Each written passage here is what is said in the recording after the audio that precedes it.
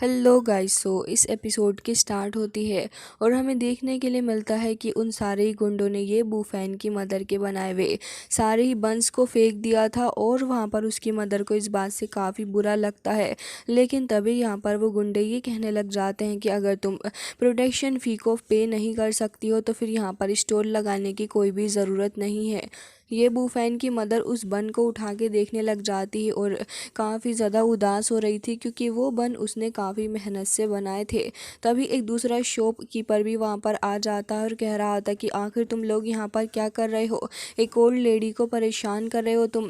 तभी वहाँ पर वो दोनों ही गुंडे उसको रोक लेते हैं और साथ ही वो बड़ा वाला बंदा भी कहता है कि तुम जाओ, जाके अपने काम से काम रखो, यहाँ पर ज़बरदस्ती में आने की ज़रूरत नहीं है। अच्छा ही होगा कि तुम यहाँ से चले जाओ, नहीं तो हम तुम्हें भी ख़त्म कर डालेंगे। ये सुनने के बाद वो बंदा थोड़ा सा घबरा जाता है और साथ ही अब ये गुंडा भी पलट के देखने लग जाता है ये बूफैन की मदर को। और वहाँ पर हमें देखने के लिए मिलता है कि उसी का एक साथी अब उन क्रेट्स वगैरह को उठा के रख रहा होता है।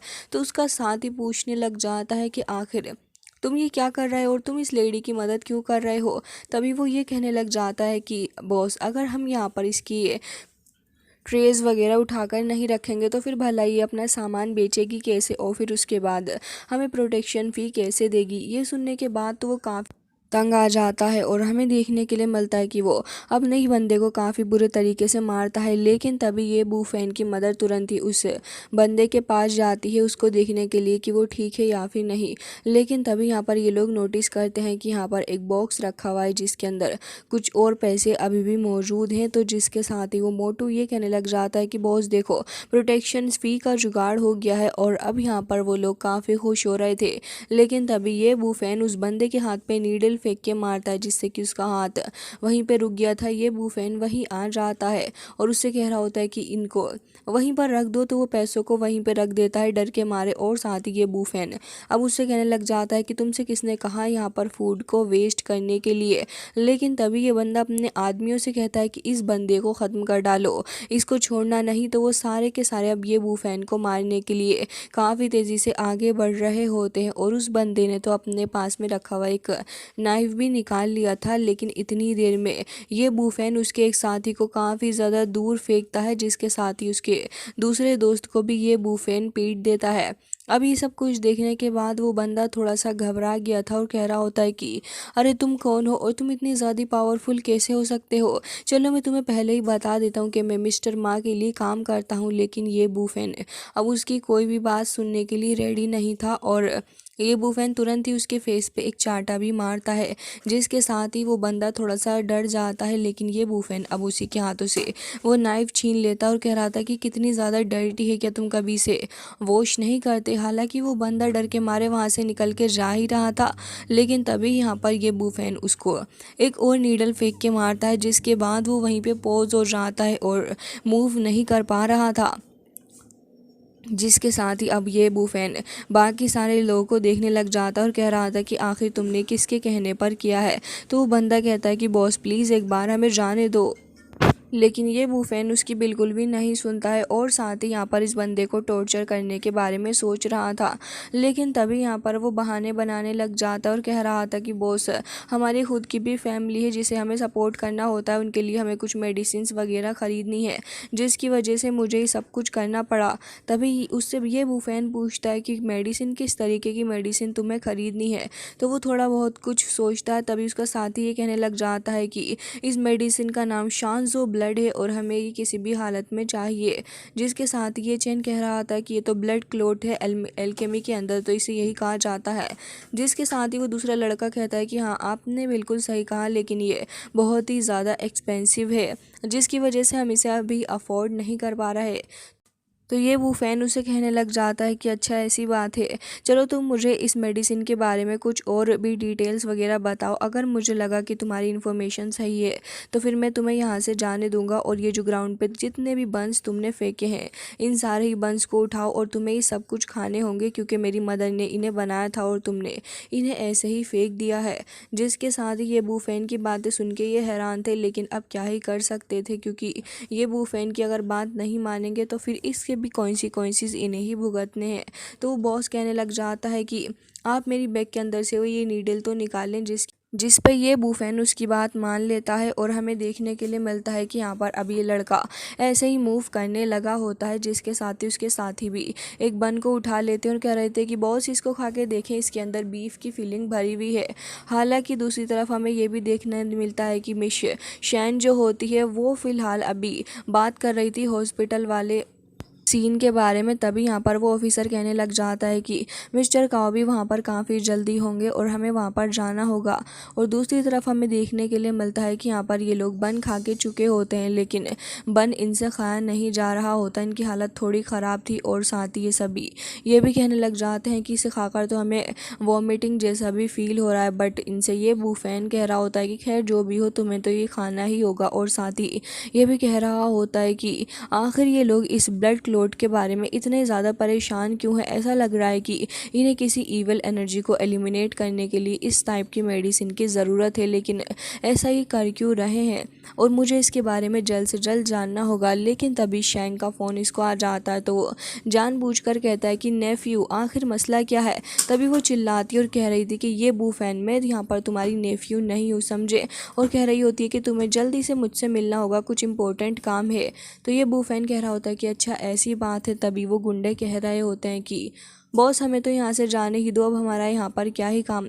तभी ये बूफैन कह रहा होता है कि पहले तुम्हें पैसे देने होंगे, जिसके साथ ही यहाँ पर ये बंदा उसी बकेट में से पैसे उठा लेता है जो कि ये बूफैन की मदर की थी। तभी यहाँ पर बाकी सारे लोग इसकी बेवकूफ़ी को देख के काफ़ी ज़्यादा हैरान थे और इसका बॉस भी आकर इसे पीटता है।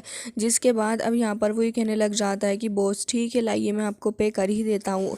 जिसके साथ ही यहाँ पर अब वो ऑनलाइन पे करने के बारे में सोच रहा था, लेकिन ऑनलाइन पे करता भी कैसा है क्योंकि बेचारे के पास में तो पैसे ही नहीं थे, अकाउंट पूरा खाली पड़ा था। वो अपने साथियों से भी पूछता है। तभी वो कहने लग जाते हैं कि अगर हमारे पास पैसे होते तो हम आपके साथ में काम ही क्यों करते। जिसके बाद हमें देखने के लिए मिलता है कि अब ये गुंडा वापस आ गया था और अब आके अपने भाई से बात कर रहा होता है। तो इसका भाई इसको काफ़ी ज़्यादा चिल्लाता है और कह रहा था कि आखिर तुम मेरी बेइज्जती करवाना कब छोड़ोगे। लेकिन तभी वो कहने लग जाता है कि खैर जो कुछ भी हो ये मामला बहुत ही ज़्यादा ख़तरनाक है। इवन उस बंदे ने तो हमें सड़क पे पड़े हुए वो बन भी खिलाए। तो अब प्लीज़ मेरे साथ चलो, क्योंकि अगर ऐसे ही चलता रहा तो फ्यूचर के अंदर हमारा सर्वाइव करना बहुत ही ज़्यादा मुश्किल हो जाएगा। और अगर तुम मेरा साथ दोगे तो मिस्टर माँ तुम्हें भी ज़रूर से कुछ ना कुछ रिवॉर्ड दोगे।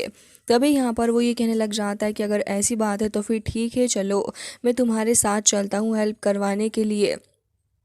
जिसके साथ ही इसका भाई कहने लग जाता है कि ठीक है अभी हम चलते हैं, लेकिन हाँ थोड़ा ध्यान से चलना, क्योंकि ये जो लड़का जो कि हमारे साथ में अभी तो कुछ वक्त पहले था वो बहुत ज़्यादा ख़तरनाक है। तो इसका भाई ये कह रहा होता है कि तुम डरो मत, मुझे मार्शल आर्ट्स आता है।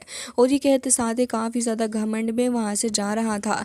ये बूफेन मदर की शॉप को ठीक करने की कोशिश कर रहा होता है। तभी वो दूसरा शॉपकीपर ये कहने लगा था कि ब्रदर मुझे लग रहा है कि आपको मिस्टर माँ से काफ़ी ज़्यादा संभल कर रहने की ज़रूरत है, क्योंकि मिस्टर माँ बहुत ही ज़्यादा ख़तरनाक आदमी है। तो ये बूफैन उससे कह रहा होता है कि हाँ आप इसके बारे में परेशान ना हो, क्योंकि हम बहुत ही जल्दी यहाँ से जाने वाले हैं, तो ऐसी कोई परेशानी की बात ही नहीं है। लेकिन इतनी ही देर में उस गुंडे का भाई भी वहाँ आ जाता है और कह रहा होता है कि मैं तुम्हें नहीं छोड़ने वाला, आखिर तुम कहाँ जा रहे हो। तभी यहाँ पर ये बूफैन कह रहा था कि अब तुमसे भी यहाँ पर मुझे बदला लेना ही होगा। लेकिन तभी वो यहाँ पर ये भी कहता है कि देखो अब मैं क्या करता हूँ तुम्हारा। साथ ही अपनी मार्शल आर्ट का शो ऑफ करते हुए आगे बढ़ रहा था ये बूफैन को मारने के लिए।